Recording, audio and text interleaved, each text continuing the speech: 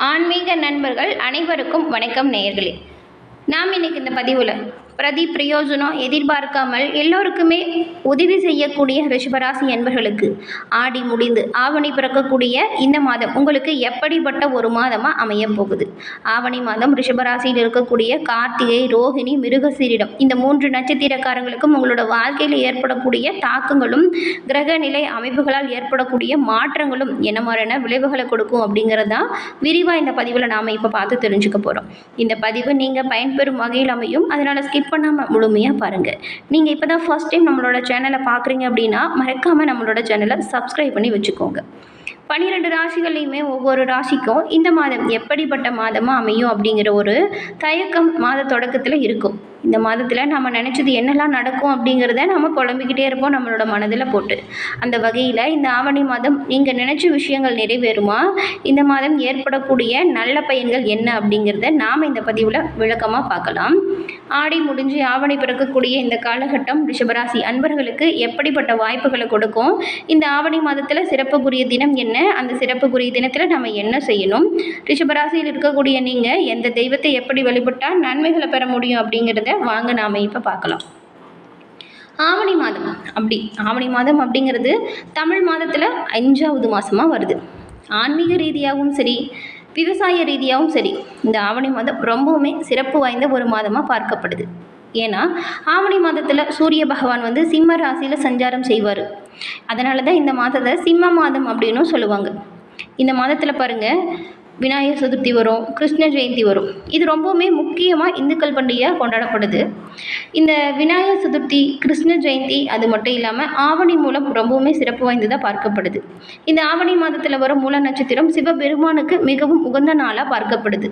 சிவபெருமானின் திருவிளையாடுகள் பல இந்த நாளில் நடைபெற்றதாக நம்பப்படுது. அன்றைய தினம் சிவபெருமான் ஆலயம் சென்று நாம் சிவபெருமான் தரிசனம் செய்கிறது ரொம்பவுமே முக்கியமான ஒரு விஷயமா பார்க்கப்படுது. அன்றைய தினம் நீங்கள் வைக்கிற வேண்டுதல் கட்டாயம் நடக்கும் அப்படின்னு ஆன்மீக நண்பர்களால் சொல்லப்படுது. உங்களுக்கு சிவபெருமான் பிடிக்கும் அப்படின்னாலும் ஓம் நமச்சிவாயா போற்றி அப்படிங்கிற மந்திரத்தை மறக்காமல் 3 முறை பதிவிடவும் செய்யுங்க. ஆவணி மூலம் வரக்கூடிய அன்றைய தினம் சிவபெருமான் தரிசனம் கட்டாயம் நீங்கள் செய்யுங்க, நல்லது நடக்கும். விவசாயிகளை பொறுத்த வரைக்குமே இந்த ஆவணி மாதம் ரொம்பவுமே உகந்த ஒரு மாதம், சிறப்பு வாய்ந்த மாதம். ஏன்னா ஆவணி மாதத்தில் மழை பெஞ்சு நம்ம நிலத்தை உழுவதற்கு நிலம் தயாராக இருக்கக்கூடிய ஒரு காலம் அப்படிங்கிறதுனால இந்த மாதம் விவசாயிகளுக்கு மிகவும் முக்கியமான ஒரு மாதமாக பார்க்கப்படுது. இந்த மாதத்தில் தான் விதை விதிக்கக்கூடிய பணி தொடங்கும். ஆடி முடிஞ்சு ஆவணியில் விவசாயிகள் அவங்களோட வேலையை ஆரம்பிப்பாங்க. ஆவணி மாதத்தில் திருமணம் போன்ற சுப காரியங்கள் நடக்கும். ஆடி மாதம் முடிஞ்சவுடன் ஆவணி மாதம் வரதுனால இது நன்மைகள் தேடி வரும் மாதம் அப்படின்னு கருதப்படுது. ஆவணி மாதம் ஆன்மீக ரீதியாகவும் சரி, விவசாய ரீதியாகவும் சரி, குடும்ப ரீதியாகவும் சரி சிறப்பு நிறைந்த ஒரு மாதமாக கருதப்படுது. இப்படி மற்ற மாதத்தில் நீங்கள் என்ன மாதிரியான அமைப்புகளை பெற போகிறீங்க அப்படிங்கிறது தான் நாம் இந்த பதிவில் பார்க்க போகிறோம்.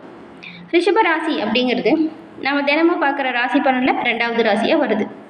இந்த ராசியில் பிறந்தவங்க நம்பகமானவங்களாக இருப்பீங்க. விடாமுயற்சியோடு எல்லா விஷயத்தையுமே செயல்படுத்தக்கூடியவங்களாக இருப்பீங்க. இயற்கையிலேயே நீங்கள் சுதந்திரத்தை விரும்பக்கூடியவங்க. எந்த ஒரு விஷயத்தையுமே உறுதியான செயல்பாட்டால் நிலைநிறுத்தக்கூடியவங்களாக நீங்கள் இருப்பீங்க. நீங்கள் ஒரு இலக்கை வச்சுக்கிட்டு அதை அடையணும் அப்படின்னா விடாமுயற்சியோடு செயல்படக்கூடியவங்களாக இருப்பீங்க. அன்பானவங்களாகவும் பாசம் உள்ளவங்களாகவும் ரிஷபராசி அன்பர்கள் பெரும்பாலான நபர்கள் இருப்பீங்க. உங்களோட வாழ்க்கையில் நிலையான தன்மையை விரும்பக்கூடியவங்க தான் நீங்கள். மாற்றங்கள்லாம் அவ்வளவு பெருசாக நீங்கள் விரும்ப மாட்டீங்க.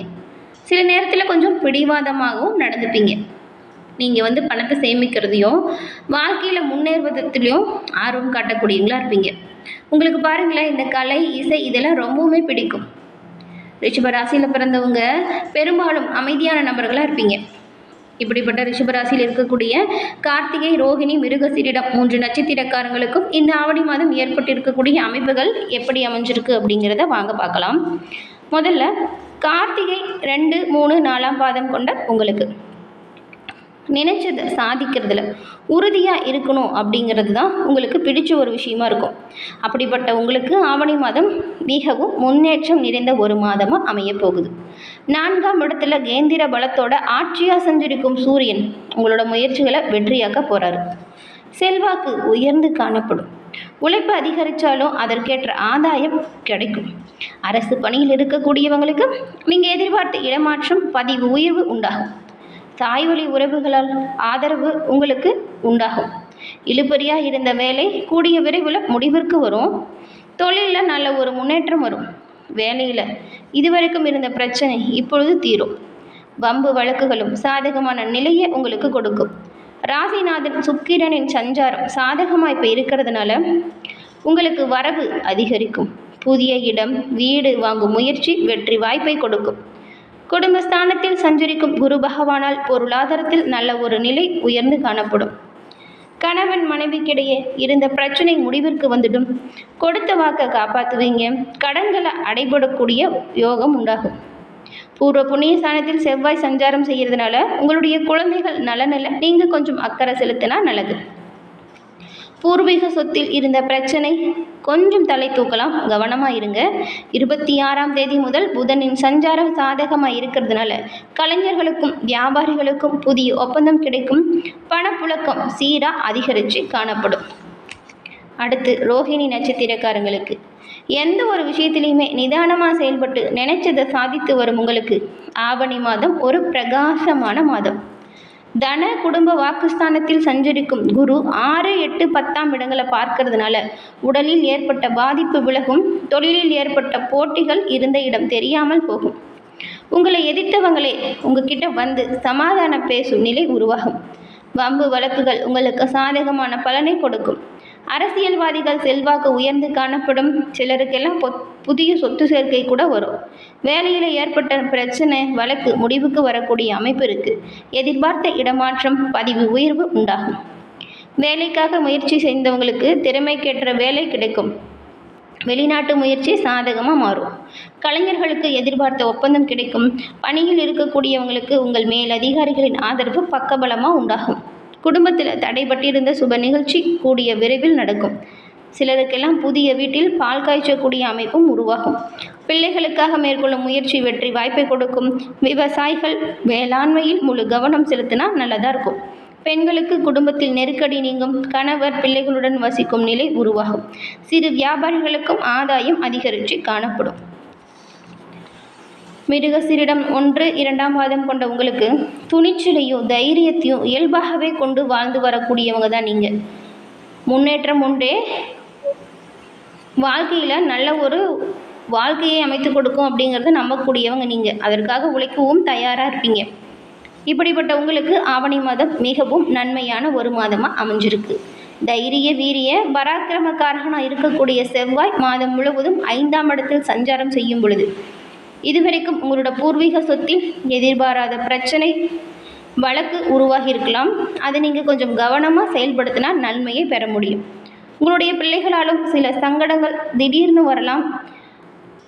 குரு பார்வை சத்ரு ஜெயஸ்தானத்தில் கிடைக்கிறதுனால எந்த பிரச்சனை ஏற்பட்டாலும் உங்களுக்கு சாதகமான பலன் உருவாகும். சுக்கிரன் சஞ்சாரம் ரொம்பவுமே சாதகமாக இருக்குது. அதனால் தேவைக்கேற்ற பண வருமானம் வந்துக்கிட்டே இருக்கும். பணப்புழக்கம் சீராக இருக்கும். உங்களுடைய வியாபாரம் மற்றும் தொழிலில் நல்ல ஒரு முன்னேற்றத்தை நீங்கள் பெற போகிறீங்க. கணவன் மனைவிக்கிடையே ஏற்பட்ட பிரச்சனை முடிவிற்கு வரும். உறவினர்கள் மத்தியில் செல்வாக்கு உயர்ந்து காணப்படும். குரு பகவானின் 8ஆம் மற்றும் 10ஆம் இட பார்வை நீங்கள் செயல்படுத்தக்கூடிய ஒவ்வொரு புதிய முயற்சிகளையுமே வெற்றியடையக்கூடிய வாய்ப்பை உண்டாக்கி கொடுக்கும். உங்களுடைய வேலையில் ஏற்பட்ட நெருக்கடி நீங்கும். திடீர் அதிர்ஷ்ட வாய்ப்பு வந்து சேரும். உங்கள் செல்வாக்கு எல்லா இடத்துலையுமே உயர்ந்து காணப்படும். அரசியல்வாதிகளுக்கு தலைமையின் ஆதரவு பக்கபலமாக இருக்கும். வயதானவங்களுக்கு உடல் பாதிப்பு விலகும். ரொம்ப நாளாக இருந்த உடல் உபாதையிலிருந்து மீண்டு வரக்கூடிய அமைப்பு உண்டாகும். மாணவர்களுக்கு படிப்பு விஷயத்தில் அக்கறை அதிகரிக்கும். மேலும் உங்களுக்கு சந்திராஷ்டமம் 1, 2, 3ஆம் தேதிகளில் வரதுனால அன்றைய தினம் மிகுந்த கவனமாகவும் எச்சரிக்கையாகவும் செயல்பட்டால் நன்மைகளை நீங்கள் பெற முடியும். அதே போல் நீங்கள் செவ்வாய்க்கிழமையில் சிவபெருமானை வழிபட்டு வருவதன் மூலம் உங்களோட வாழ்க்கையில் சுபிட்சத்தை அடைய முடியும். சிவபெருமானின் பரிபூரணமான அருளும் உங்களுக்கு கிடைக்கப்பெற்று நீங்கள் நலமுடன் வாழ ரிஷபராசி அன்பர்கள் உங்களுக்கு நாங்கள் எங்கள் சேனல் சார்பாக வாழ்த்துக்களையும் தெரிவிச்சுக்கிறோம். உங்களுக்காக சிவபெருமானிடம் நீங்கள் நினச்ச நல்ல விஷயம் கூடிய விரைவில் நடப்பதற்கு நாங்களும் பிரார்த்தனை செஞ்சுக்கிறோம். என ரிஷபராசி அன்பர்களே, இந்த பதிவு நீங்கள் பயன்பெறும் வகையில் அமைஞ்சிருக்கும்னு நினைக்கிறோம். பதிவு பிடிச்சிருந்தா லைக் பண்ணுங்கள். உங்களோட நண்பர்கள், குடும்ப உறுப்பினர்கள் ரிஷபராசியாக இருந்தால் அவங்களுக்கும் இந்த பதிவை ஷேர் பண்ணுங்கள். மறக்காமல் நம்மளோட சேனலை சப்ஸ்கிரைப் பண்ணி வச்சுக்கோங்க. தொடர்ந்து பார்த்தமைக்கு நன்றி நேயர்களே.